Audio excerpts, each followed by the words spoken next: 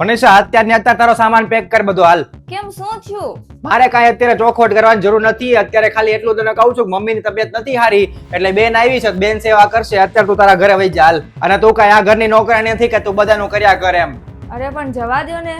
મેં બધું સાંભળી લીધું છે એટલે મેં તને જેટલું કીધું ને એટલું કર તું. શરૂમાં તો મને એમ લાગતું હતું કે તમે જ ખરાબ છો, પણ હવે ખબર પડી કે આ ભાભીનામાં જ કાંઈ નથી. હા, તને 2 મહિના રહી એટલે હવે ખબર પડી ને કે કેવી છે એમ. હું તો કેટલા વખતથી એનું સહન કરું છું બધું.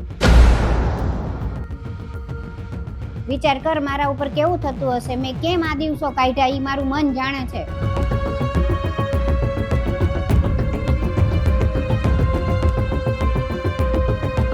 જોયું નહીં તે ખાલી 2 જ મિનિટ મારી પાસે ઊભો રહે, ઓફિસેથી આવે એટલે બસ કેમ છો કેમ નહીં કરીને હાલતા એની વહુ પાસે.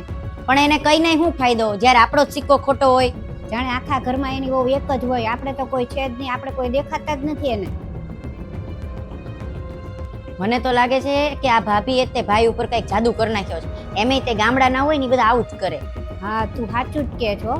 અરે પણ શું થયું છે ઈ તો કે તો ખબર પડે. શું થયું છે એમ તમને નથી ખબર?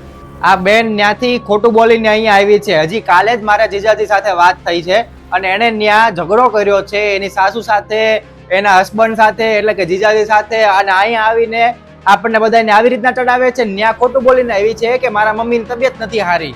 આ તો હું થઈ ગયું, અહીંયા એનું ઘર છે, આવી હોય તો એમાં હું થઈ ગયું હું?